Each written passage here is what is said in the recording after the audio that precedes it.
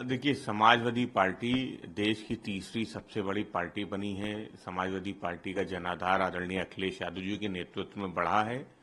जम्मू कश्मीर में समाजवादी पार्टी का संगठन मजबूत है। समाजवादी पार्टी ने अपने प्रत्याशी जम्मू कश्मीर में उतारे हैं और समाजवादी पार्टी की तैयारी बेहतर है। हम अपनी जो हमारी विचारधारा है, जो हमारे काम हैं, उनको लेके कश्मीर की जनता के बीच में गए।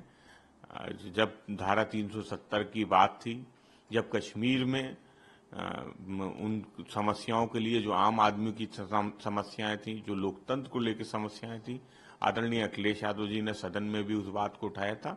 और समाजवादी पार्टी को भरोसा है कि जम्मू कश्मीर के चुनाव में समाजवादी पार्टी को सफलता मिलेगी।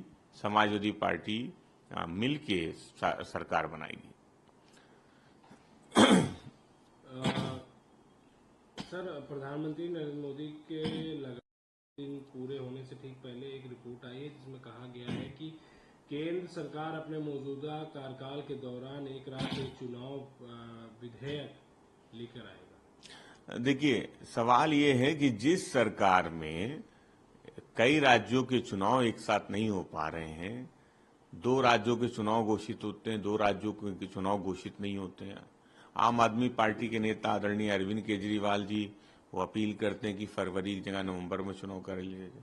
तो भारतीय जनता पार्टी केवल राजनीतिक नफा नुकसान को देख के चुनाव की बात करती है, वन नेशन वन इलेक्शन की बात करती है। ये सब मुहावरे हैं भारतीय जनता पार्टी के। समाजवादी पार्टी समझती है कि लोकतंत्र में जनता का जो आवाज होती है, जनता के फैसले होते हैं। लेकिन one nation one election Bharatiya Janata party अगर उसको लेके आएगी तो उसको देखने के बाद, उस ड्राफ्ट को पढ़ने के बाद समाजवादी पार्टी इस पे कोई टिप्पणी करेगी।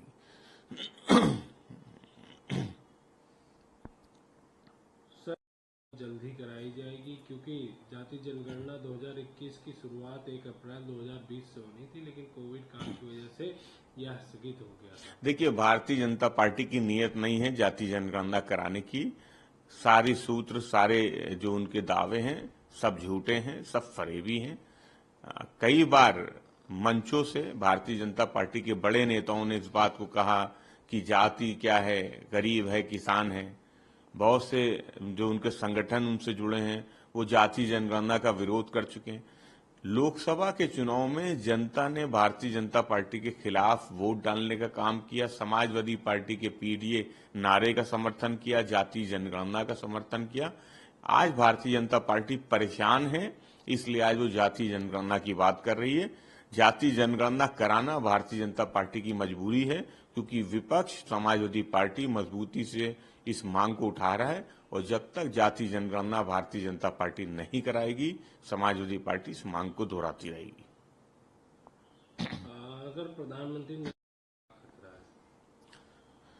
देखिए, कहीं भी घुसपैठ हो रही है, वो बहुत बड़ा खतरा है। वो केवल झारखंड की बात नहीं है। चीन के तरफ से जो घुसपैठ है वो बड़ी समस्या है। बांग्लादेश की तरफ से जो घुसपैठ है वो बड़ी समस्या है। तो जो घुसपैठिए हैं, भारत की सीमाएं सुरक्षित होनी चाहिए, आंतरिक सीमाएं सुरक्षित होनी चाहिए। और इसके लिए भारतीय जनता पार्टी को केवल बयानबाजी नहीं करनी चाहिए, काम करना चाहिए। और भारतीय जनता पार्टी काम करती नजर नहीं आती है।